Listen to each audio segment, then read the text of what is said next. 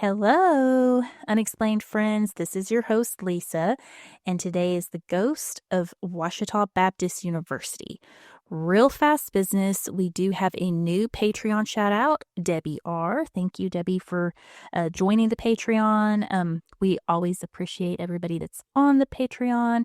If you wish to join the Patreon, there is a link in the show notes. And basically, what you get is tons of bonus content that is only available to the Patreon members. Right now, there's several out, probably about 10 different episodes. I covered Zodiac Killer, the Delphi murders, the Long Island serial killer, plus so much more. So that is all for Patreons. So go join. And also, if you have any questions, suggestions, any scary stories to share, email me at unexplainedarkansas@gmail.com. Just say hi, whatever. And also, make sure to leave me a 5-star rating wherever you're listening. So that is just super helpful to me. And if you're listening on YouTube or if you're on YouTube at all, subscribe to the channel there. So yay. So now on with this episode. So in our very first episode, we covered Galloway Gertie, the ghost of Harding University. And I don't know what it is about college campuses, but there's just always a good ghost story. So, which is awesome. We can all appreciate a ghost story.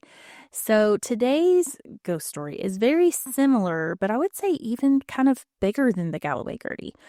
I will say Galloway Gertie had her own Twitter account at one point, though, so that was kind of huge. But anyway, so the Ouachita ghost not only kind of involves like a tragedy, the story has a tragedy, it has love, rival schools involved, football even. It's just a trifecta of a good story, I would say. And so I will brief you on where this story, where Ouachita Baptist is located, which is Arkadelphia. So Arkadelphia is in the southwest portion of Arkansas. It's around 68 miles to the southwest of Little Rock. And Arkadelphia was originally known as Blakely Town when it was first, quote unquote, settled. It was after an Adam Blakely who settled the area around the Ouachita River and mountain region going back to 1808. And Adam was a blacksmith. He set up a shop and a home whenever he, landed there. And it's said that Arkadelphia's name originated kind of two different ways as it's described. So who knows what was the real way Arkadelphia came about. But it said that in the 1830s, the town was looking to become the county seat of Clark County, and they needed a more dignified name than Blakely Town. So what's said is that they took, two Greek words meaning Ark of Brotherhood, and then they came up with the Arkadelphia. And then others said that it came from settlers that had moved in from Alabama that had brought the name because there was a name of a town called Arkadelphia outside of Birmingham. So, who knows? Phone me in if you know for sure. So, and this is kind of a little bit backwards, like most of the towns in Arkansas, like kind of with like Searcy. When I talked about the White County courthouse episode, we talked about how Searcy, everything was a little bit backwards. So Arkadelphia became the county seat in 1842, but the town itself wasn't incorporated, so to speak, like didn't have its own official government system until January of 1857. So it's always interesting. Obviously, it became, a settlement way back as Blakely Town, and then, I guess officially Arkadelphia in 1842, but not really an official town capacity until 1857. So again, a little bit backwards there. So, and that they're not alone in that. So the town of Arkadelphia has been known way back for farming. It was a trading center because it was located on the river. It had industries like salt extraction, lumber, aluminum, like just quite a bit going on over the years. And then it was also very recreational town with its proximity to the Ouachita River and mountain region that we discussed. So, and it also is close to the Caddo River. I think I'm saying that right. Caddo. I'm sure you guys will let me know. I think it's Caddo. Arkadelphia's biggest achievement has always been being a center of education. So the town was actually the first location of the Arkansas School for the Blind, and that opened in Arkadelphia in 1859. However, the school did move to Little Rock by 1868, so it wasn't there forever, for a very long time. Now, in all, there were 5 colleges founded in Arkadelphia, and then 2 still call it home today, which is Henderson State University, which we'll get into, and then Ouachita Baptist University. So still 2 universities to this day.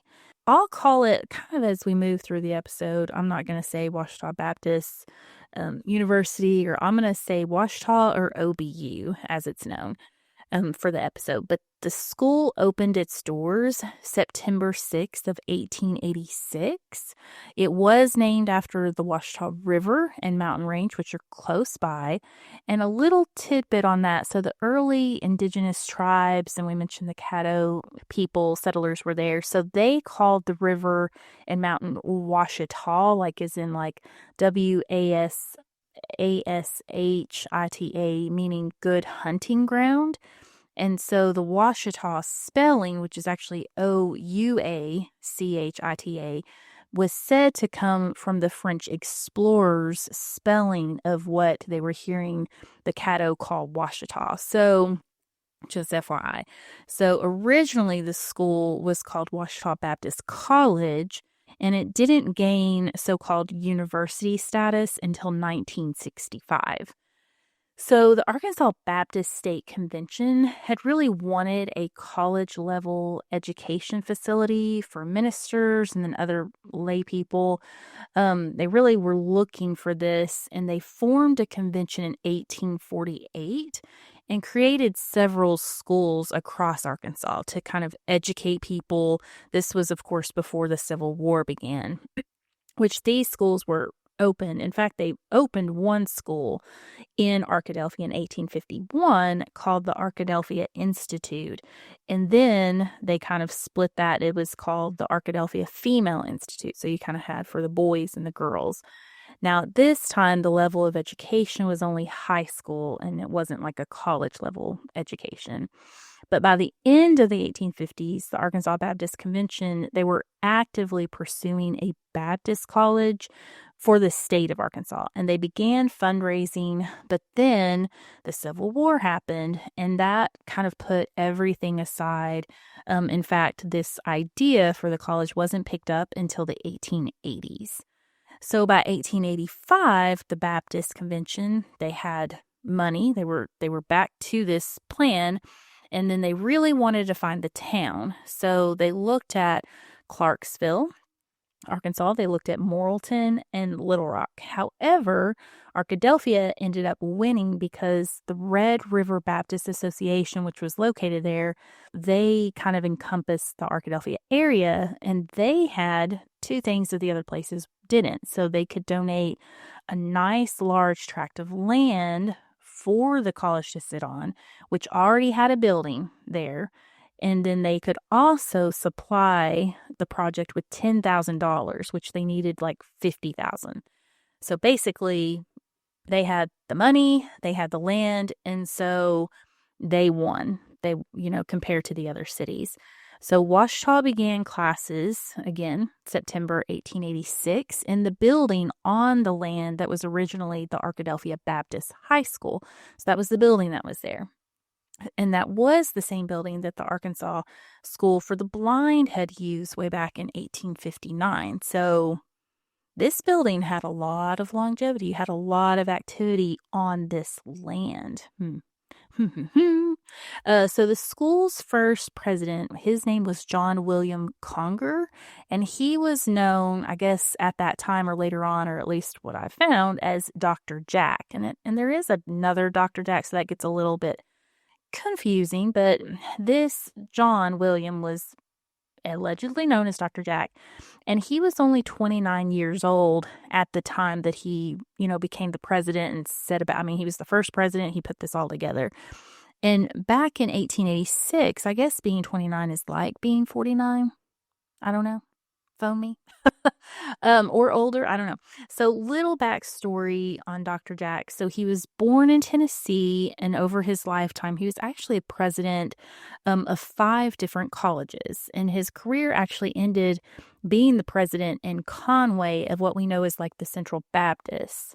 So, the enrollment, he only had about 3 months to set up this whole shebang from the time he got hired and to the time that the school opened in that September of 1886. So he was a worker, but the enrollment for that fall was 100 students.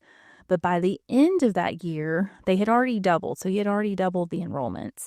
And they would have, like in their first commencement, which actually happened in 1886. So 2 years later, they had 3 graduates already by 1888. So that's amazing. So Dr. Jack, in his very first commencement speech, he stated that knowledge is no blessing unless it is used well and wisely. And I agree. Dr. Jack was a very bright person, and just, he sounds pretty amazing. So Ouachita's early years, of course, were kind of spent with building up the student population, of course. Today, there are around 1,800 students or so, give or take, through the years. And of course, their other, thing that they had to focus on was actually constructing the buildings that they would use for the college. I mean, they only had that one building to start out with. And so by 1888, they did have what was called their old main building was there. So that's what Dr. Jack was working on. And Dr. Jack did begin with about 6 faculty members. And during his time as president, which, kind of ended in 1907. So he was president from 1886 to 1907.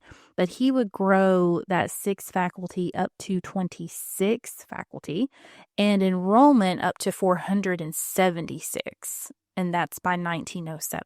So, and he was very integral. So he was building the campus, building the buildings, the faculty. I mean, he was really integral in just the whole setup, had a lot going on. But by 1907, so he had some kind of health problems, and he thought that he would kind of retire.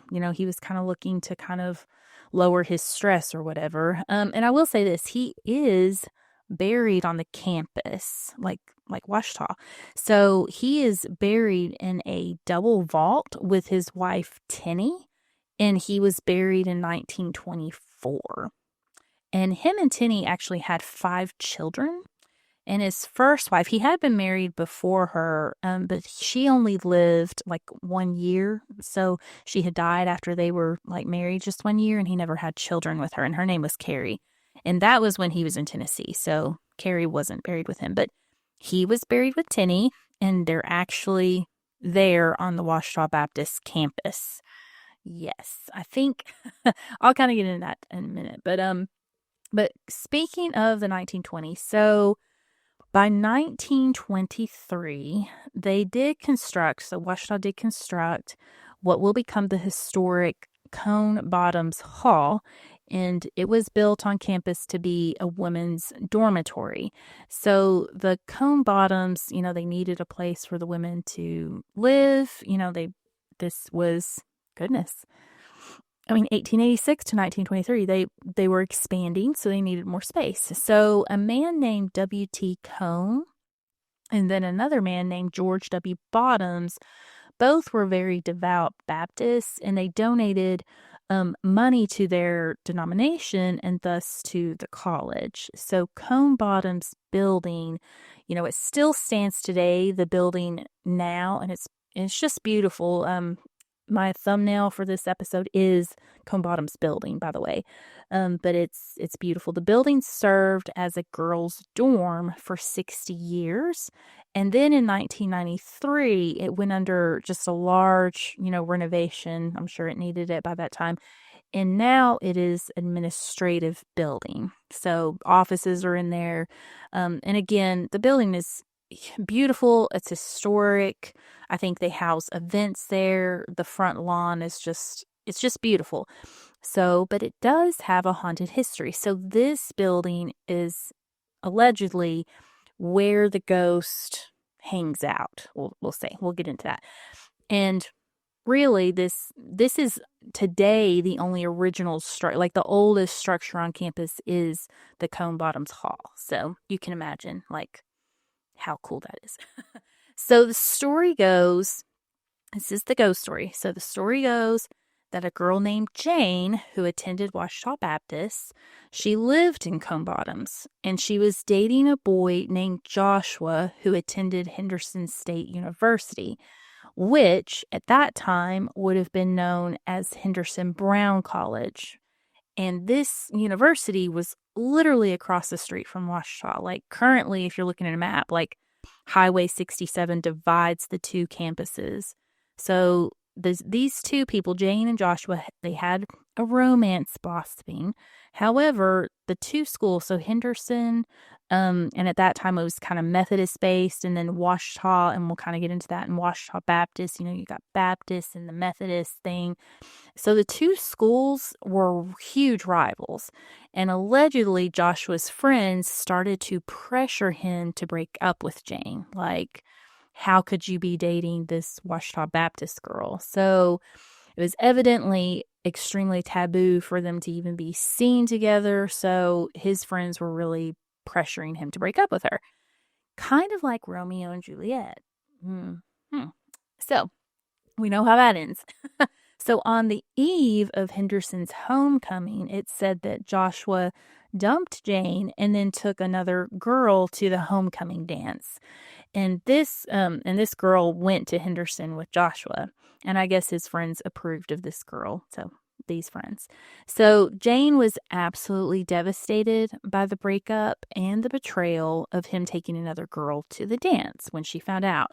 So the story is Jane decides to walk back to her dormitory there, the Cone Bottoms Hall, and in a very dramatic way, she put on a black dress and a black veil, and then it said that she flung herself down the elevator shaft to kind of show him who's boss. So kind of prove to him, like, how dare you?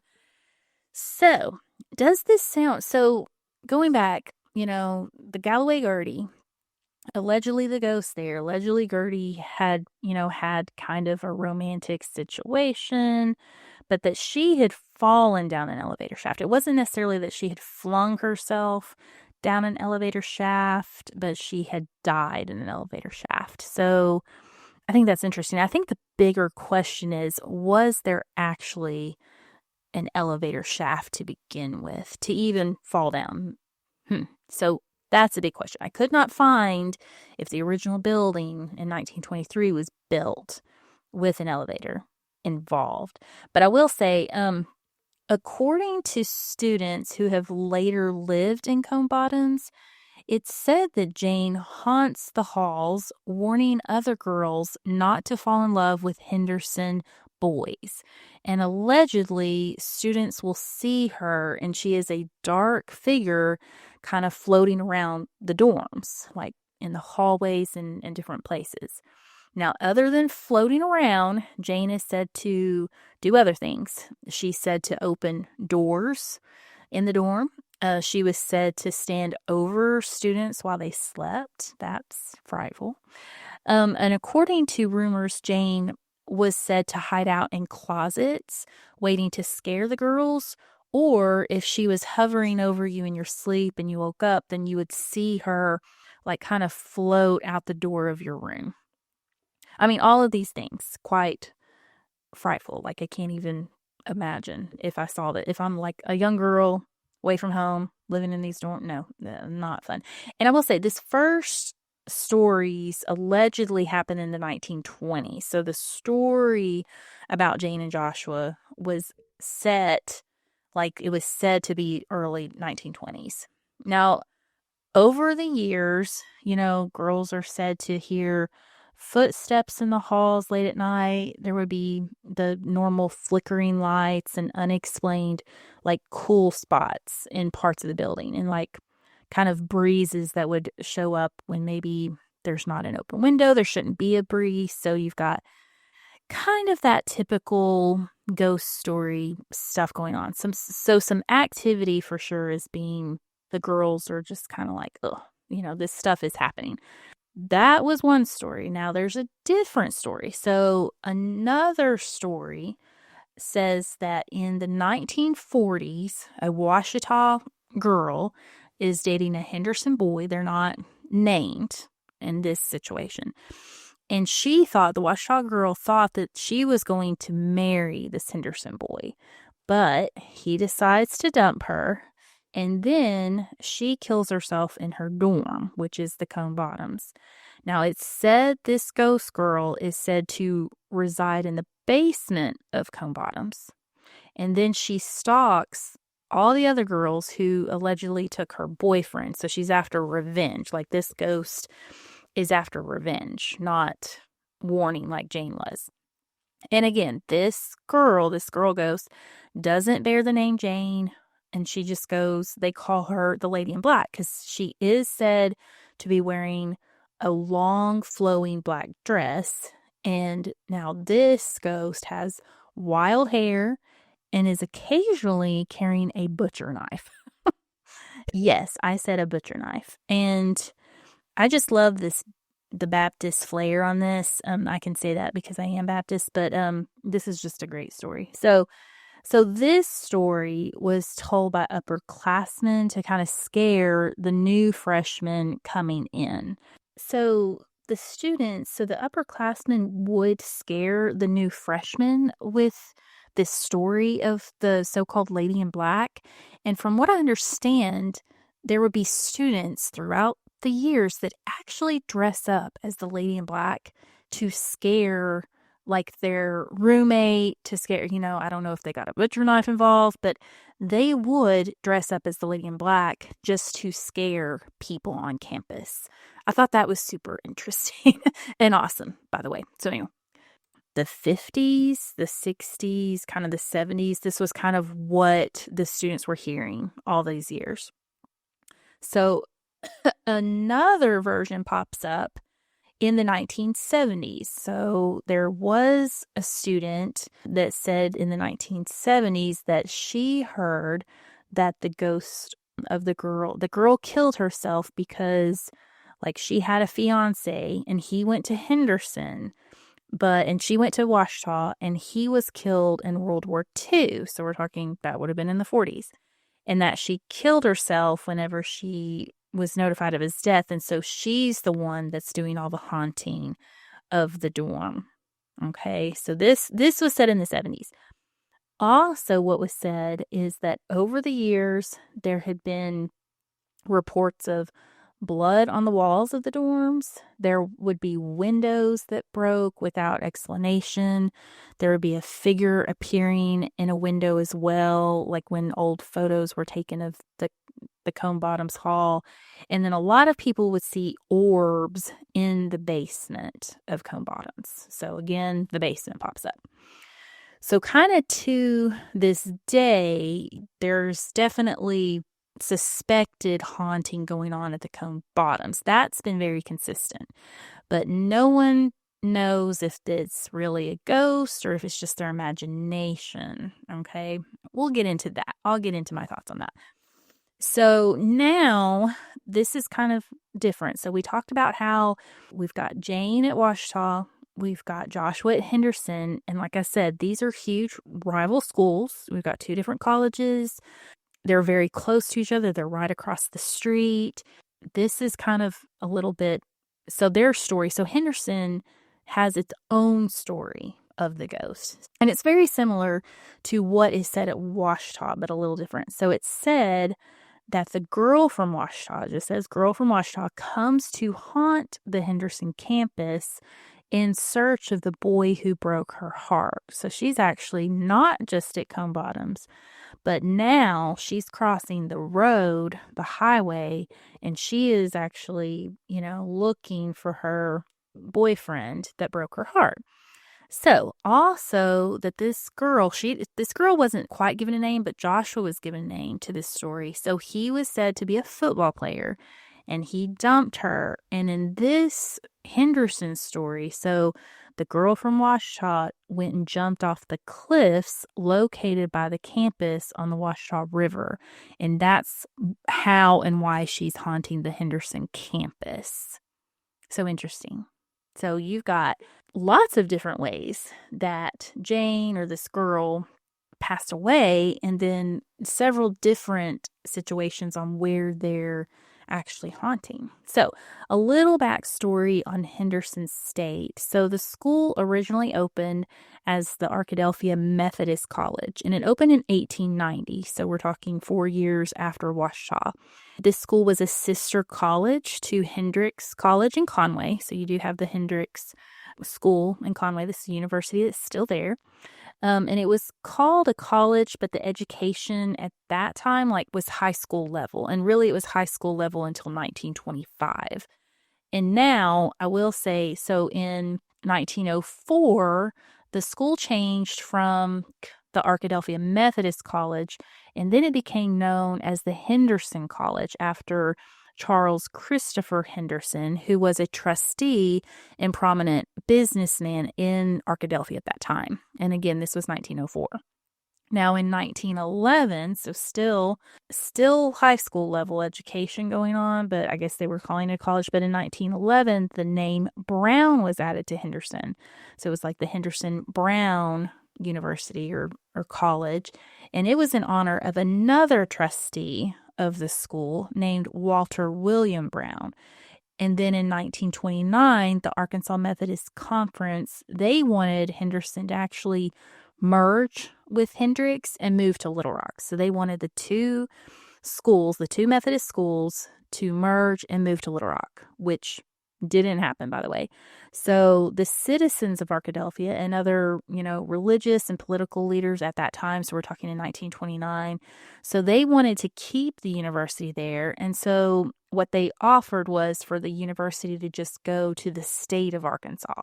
So it went from being private, like a private, Methodist school, to being a public state school, and this is 1929. So the state changed the name to Henderson State Teachers College, actually in 1929. So that was kind of the focus for Henderson, to be an education place for teachers. And it remained that way until 1967, and then it became the Henderson State College, and then eventually University in 1975. It's changed hands a lot. It's changed names a lot. The consistency has been the Henderson part, I will say, has kind of stuck with it.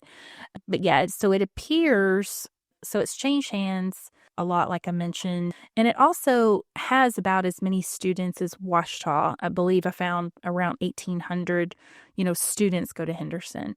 Ouachita, since its conception, so Henderson and Ouachita, like we mentioned, have been huge rivals, and specifically for football, evidently. And just a little side note, many quote unquote famous people have actually attended Henderson. That Gus Malzahn, and then there was the Sid McMath and David Pryor, who were both governors of Arkansas. There have been several famous pro athletes, like football, baseball players throughout the years. And then there's one that you all might know, Billy Bob Thornton. He didn't actually graduate from Henderson, but he did go to Henderson. And he, of course, is an Oscar winner and actor. He's from Arkansas. I know a lot of people are watching him on that show, Landman, now. So just FYI. So these are just some tidbits about Henderson. For me, I guess, the biggest question about all of this for me is did Jane and Joshua really exist? And of course, I had to do a deep dive. So I will say, shout out to Ouachita. They have an impressive archives, on their website. They have a lot of their yearbooks over the years. They start in I think it started in 1907, but I decided to deep dive into their yearbooks, and I began in 1920, and I did go all the way up to 1949. So I pulled every single yearbook, and I looked for Jane, the name Jane, a girl going by Jane. And then I wanted to track down Jane and figure out, okay, did she pass away? So here's what I found. The name Jane is actually not at all popular in the 1920s, at least at Ouachita. I have a feeling it was not a common name. Now, the names that popped up were names like Maud. The name Frankie popped up a lot. I mean, we're talking everything but Jane. In fact, the very first Jane that popped up at Ouachita was in 1932.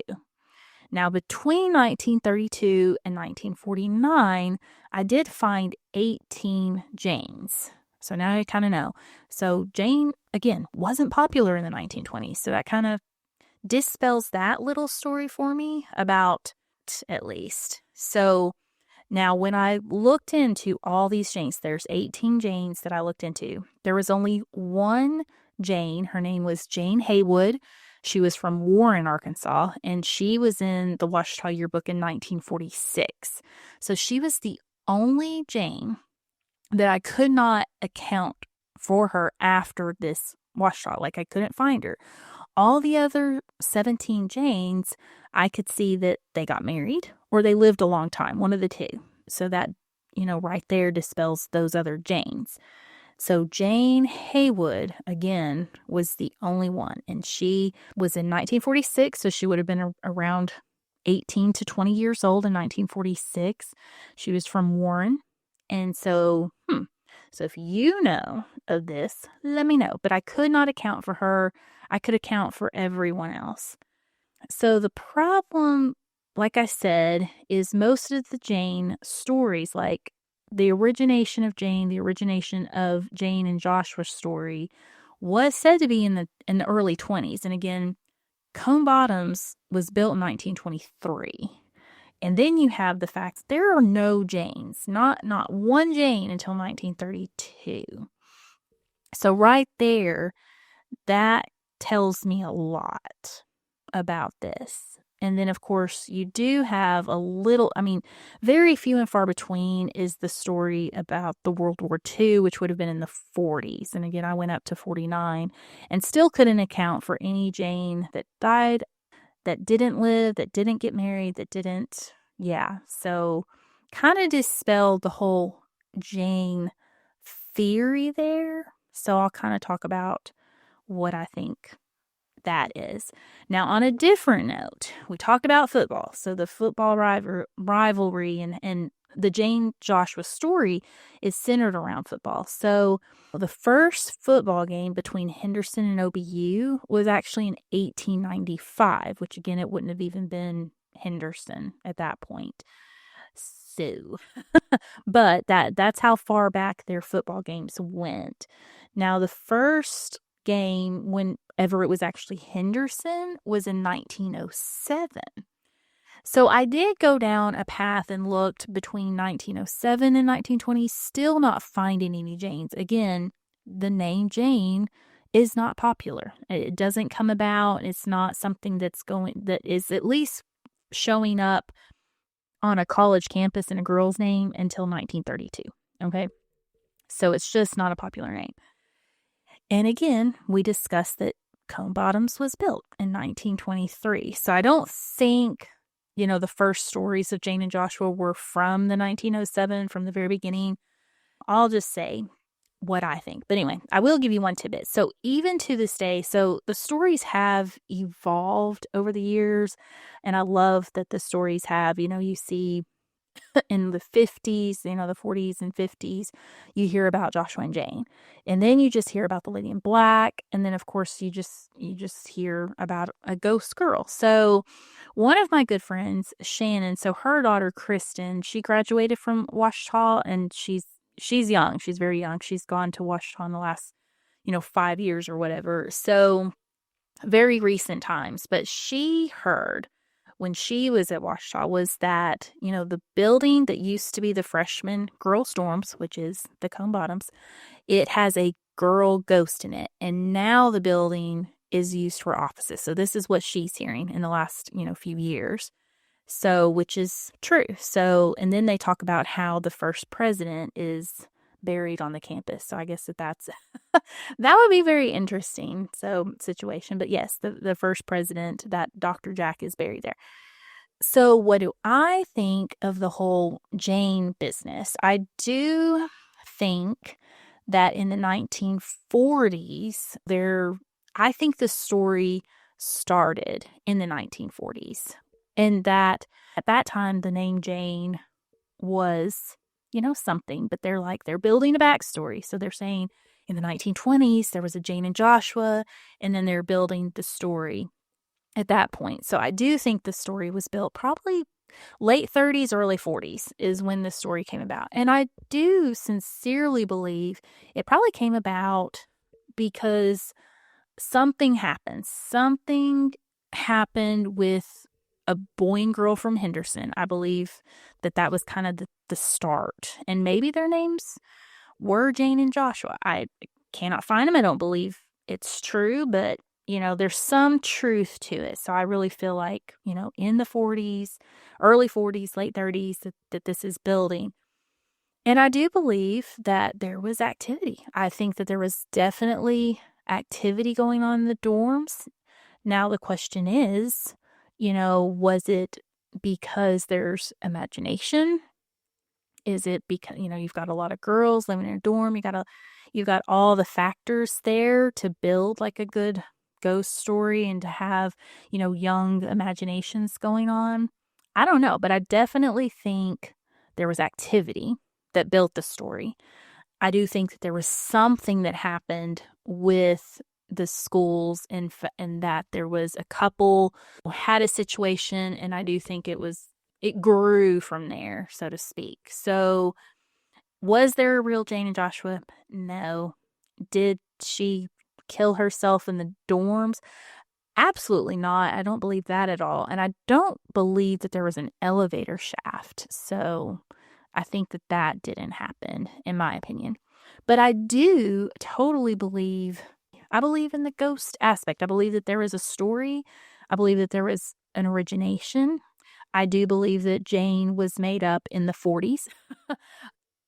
Yeah, so that's what I believe. And I would love to hear what you all believe. And another interesting factor to me is even when I was working on this story, even when I was working on the Galloway Gertie in Arkansas, and I'm sure in tons of other, places and such, especially when you have even, universities and colleges that are even older than the 1800s, do get these ghost stories. In fact, I was told about a ghost story that happened at the University of Arkansas in Fayetteville when I was working on this. And then, of course, there is a ghost located on the Arkansas Tech University campus. So, and these ghosts do have name, like the University of Arkansas ghost has the name Mary. I thought that was interesting. So typically it is a girl ghost. You've got the Galloway Gertie, you've got Jane, you've got Mary. I think that's interesting. But I think whenever you have old buildings, which you do, you have old buildings and you're meeting up with young people and imaginations, or even just the fact that they're just old buildings, I think that it just always produces like a fun story because of real activity. I do believe that there's real activity going on. So I would love to hear from everybody about if you know of any ghost stories there at Ouachita or at Henderson. Yeah, phone me in. I will be putting together I've got several kind of haunted stories for like a listeners episode, like a haunted episode about, stories across Arkansas. And so it's just very interesting, guys. And this whole thing was interesting to dive into. But yeah, so I would love to hear your take. If you have any more information on this, so just phone it in. And I hope you guys have a great week. And I am working on the Unexplained America still. Of course, that is in the works. And then next week's episode, I do have a case file building on Billy Joe Holder's death, and that was in the 1970s in Searcy County. So that's going to be a deep dive into a case file. And then I do have an episode building for next week that is a little more recent than that. And it's unexplained, definitely, and we're going to dive into that. So stay tuned for that. So yeah. So if you need anything or have any questions, email me at unexplainedarkansas@gmail.com. Thanks so much. Have a great week. Bye. So you decided to go to Arkadelphia, Arkadelphia. Okay, very early on. Unexplained Arkansas.